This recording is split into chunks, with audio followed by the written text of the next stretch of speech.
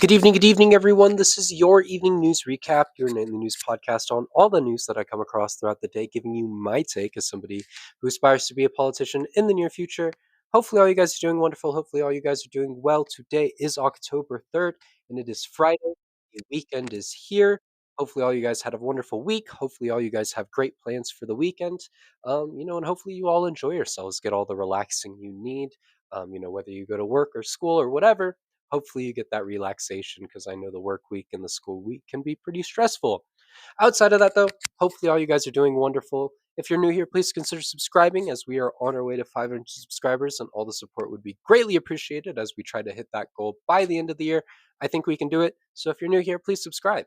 And if you're on Substack, please also consider subscribing. All funds go to me. They help me pay for the things that I need to pay for in college, like my groceries, like clothing, like all of that. But if not, you can always subscribe for free. I truly do appreciate all forms of support. And with that being said, let's get into the news from today. Moving on into the Trump administration segment, as we do, the first topic we have today is the Pope is blasting Trump's immigration policy. Pope Leo has criticized Trump's immigration policies. The Pope told journalists, "Someone who says I am against abortion, but I am in agreement with inhuman treatments of my immigrants in the United States. I don't think that's pro-life." He later said, "I understand the difficulty and the tensions, but I think I myself have spoken in the past, it is important to look at so many issues that are related to what is the teaching of the church." The Pope has continuously spoke out against the current administration and what they're doing and what they have done to immigrants. And it's great. It really is. I hope we continue to see that because a figure like the Pope not only holds a lot of influence, but holds a lot of say when it comes to the lives of so many people throughout the world. So I'm glad to see this, and I hope we continue to see more, just as we've seen so far, because so far Pope Leo has been an ally, if you will, when it comes to immigration rights and being against the Trump administration in that regard, which is a great thing. In other news, the FBI has fired an in other news, the FBI has fired an employee for displaying a pride flag at his desk. Kash Patel has fired a training FBI agent for displaying a gay pride flag on his desk while being appointed to a field office in California during the Biden administration. The letter sent to the trainee claimed that he was fired for displaying a improper political message in the workplace during his work under the Biden administration. Patel wrote, "After reviewing the facts and the circumstances and considering your probationary status, I have determined that you exercise poor judgment with an inappropriate display of political signage in your work area during your previous assignment in the Los Angeles field office." Fuck that, bro. All they did was have a pride flag on their desk during the last administration, mind you, not the current one, the last one, yet they're still getting fired. That's absolute bullshit. Pride flags are not political, holy English. It is a symbol of self expression, and last time I checked, self expression is not a political thing to do. The continued attacks by this administration against the LGBTQ community pisses me off. It is not your right to know what's in my pants, and it is not your rights to decide who I can and cannot love. That's not your choice, it's my own. And anyone who says otherwise can go fuck themselves because clearly you are a creep who cares more about someone's body than the things that are actually important in life. And that's creepy. It really is. But hey, I guess I'll see you in my DMs later. In other news, the Trump friendship statue has returned. The statue depicting Trump and Epstein as best friends has once again reappeared at the National Mall. The statue, removed by Park Police on September 24th, was put in to honor the Friendship Month and the friendships to celebrate the long-standing friendship and bond between President Donald J. Trump and his closest friend Jeffrey Epstein. This has pissed off Republican leaders, but they have the permits to have it there, so there's nothing that they can do about it. I love art like this so much. It is true free speech, it really is, and true expression, which is beautiful to see. I'm glad that the statue has returned for the time being, and I wish I could go see it myself, but I can't, unfortunately. It's still cool to hear about it, though. Genuinely good for the artists. Art like this is great, and I hope we continue to see more because this is not only a great way to speak out against tyranny and the current administration, but it's a great way to express yourself and how you feel. And art is a beautiful thing. So let's see more of that. In other news, we have some horrendous news as we move into the ICE segment, as ICE has dragged children naked out of their homes as they ransack Chicago apartments. A massive ICE raid taking place at an apartment in Chicago tormented the residents on Tuesday morning. 300 federal agents raided the building, arresting 37 people, claiming they were going after the Tren de Aragua gang. Agents dragged children out of bed without any clothes on, zip tied them to each other, and one resident said that she heard an agent laughing, saying, "Fuck them kids." An agent shoved guns in the faces of U.S. citizens, children, and more, along with using a chainsaw to cut down a fence. Agents packed children and adults into vans and even told people that if they had any forms of warrant besides being in the country illegally, that they would not be coming home.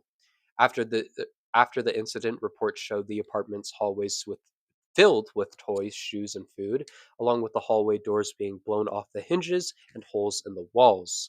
In one room, zip ties can be seen on the floor next to bloodstains and baby shoes.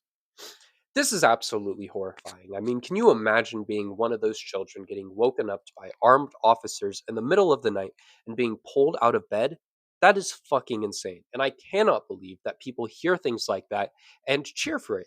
It's disgusting. And if you do, you are fucking disgusting. Our government is traumatizing these children for the rest of their lives and is going to create issues for us as a country in the future. We should not treat children like this, nor should we be treating anyone like this in general. It is fucking disgusting that this happens on a day to day basis, and the fact that it continues is sick. Fuck ICE and fuck Donald Trump for starting this entire thing, because it is absolutely disgusting what they do and how they treat people and how they go about their business.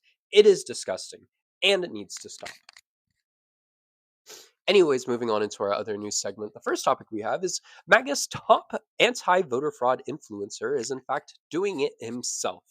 MAGA influencer Jack Posobiec who has continuously spread voter fraud rumors, has been doing it himself as he is voting in Pennsylvania while living in Maryland. Slate reported that Posobiec has been voting in Pennsylvania, a swing state from 2004 and 2024, but has remained living in Maryland since 2017 when he resigned from the Navy intelligence job he had due to his influencing career taking off.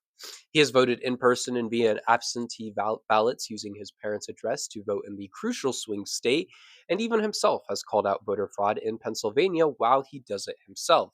In a post on Twitter, he wrote, "Thousands of fraudulent registrations have already been reported in multiple counties across PA. We all saw Josh Shapiro sit silent as officers blocked people from early voting yesterday." This was a post from a few years ago. Add this one to the list of MAGA hypocrisy. Voter fraud does not happen very often in this country, but when it does, it is isolated cases, just like this one in specific. You have to be a citizen to vote, and if you aren't, it is physically impossible to vote. They will not let you do it. It is impossible to do. And anyone who says otherwise does not know shit about voting laws, because you have to be a citizen to vote already. You cannot vote without being a citizen. It is impossible. It is against the law, and it is not done in this country. It's not done. It does not happen at all. But I wonder if he will be prosecuted as for this at all, or if MAGA will just let this one slide. Voter fraud is such a big deal to them. So what happens when it's one of their own? I'm sure they don't really care. But hey, it's happening. Someone should call it out. I wonder who will. In other news, bills to reopen the federal government have failed. The Senate has failed to pass funding for the government for the fourth time, leaving the government to be shut down for the weekend. Senate Majority Leader John Thune stood firm that the GOP will not negotiate with Democrats. Thune said, "This shutdown needs to end sooner rather than later, and there is only one way out of it. Democrats need to vote for the clean, nonpartisan continuing resolution sitting right there." But Democrats also stand firm, as Minority Leader Chuck Schumer said. "It is day 3 of Trump's shutdown, and the government remains closed because Donald Trump and Republicans insist on raising Americans' health care premiums and kicking millions off of their insurance." Democrats are pushing to help you here. The American people, you are the American people if you live in the United States of America, of course, while Republicans are fighting against that. There is no giving free healthcare to illegal aliens. That is not happening. It's not. There is no proof. There is nowhere where that is happening in the United States of America. And anyone who tells you that is lying to you. This is about giving healthcare assistance to you, the American citizen, and it is about expanding affordable care subsidies for you, the American citizen. The goal the Democrats have is to help you, and Republicans are lying to you while actively trying to stop it. They care about profits. They care about putting more money in their own pockets and the rich people's pockets that, boost their campaigns and all of that more than they care about protecting you, which is a problem. They should be protecting your interests, not fighting against it. So when it comes to midterms, vote blue to help you out. I mean, normally Democrats don't do shit. We all know this. They kind of just sit around and do nothing. But here they are doing something, and Republicans won't fight for your interest in that regard. Yet Democrats are. They are trying to help you. They are trying to give you Affordable Care Act subsidies. They are trying to give you health insurance back. It's not a lot, but they're trying to get it done, and Republicans are sitting there blocking that, refusing to negotiate on it. They're not helping you. Republicans are not helping you. They are fighting against you, and the Democrats are doing the exact opposite. Anyways, moving on into our final topic tonight. P. Diddy has been sentenced to 50 months in prison. A judge has sentenced Sean Diddy Combs to 50 months in prison and has fined him $500,000 and ordered 5 years of supervised release. Prosecutors pushed for 11 years, but that did not happen. Combs has been in custody since September of 2024 and will receive credit for over a year already served. The jury acquitted Combs for racketeering and sexual trafficking charges, but convicted him on 2 counts of transporting a former girlfriend for prostitution. This is not enough in the slightest. I mean, this man should not be allowed to walk free at all. I know they all saw those videos of the Diddy parties, and I don't know how they are doing that after doing this after that. Excuse me, sorry. But it really does show how much rich people can just get away with everything and anything. Doesn't matter what they do, doesn't matter where it happens, doesn't matter what goes on, they can get away with it because they have money, which is absolutely bullshit and honestly needs to stop. But I guess if you got money, nothing's really a crime, which is so fucking stupid. But that's just how the American legal system works. With that being said, though, thank you all for watching today's episode. I hope you all enjoyed. It has definitely been a very interesting one in the news world, that is for sure. If you're new here, please consider subscribing. All the support would be greatly appreciated as we try to hit 500 subscribers before the end of the year. 2 months left. We can do it. We can get it done. We're getting a few subscribers every day, and we can continue doing that. I believe in it. I have full faith. So let's get it done. And if you're on Substack, please also consider subscribing. All funds go to me. They help me pay for my things like my groceries, my clothing, all that kind of stuff. But if not, you can always subscribe for free. I truly do appreciate all forms of support on this content. It means the world to me that so many of you continue to watch my episodes day after day. So thank you all so much for that. I really appreciate it. You guys are amazing. And I will see you all tomorrow.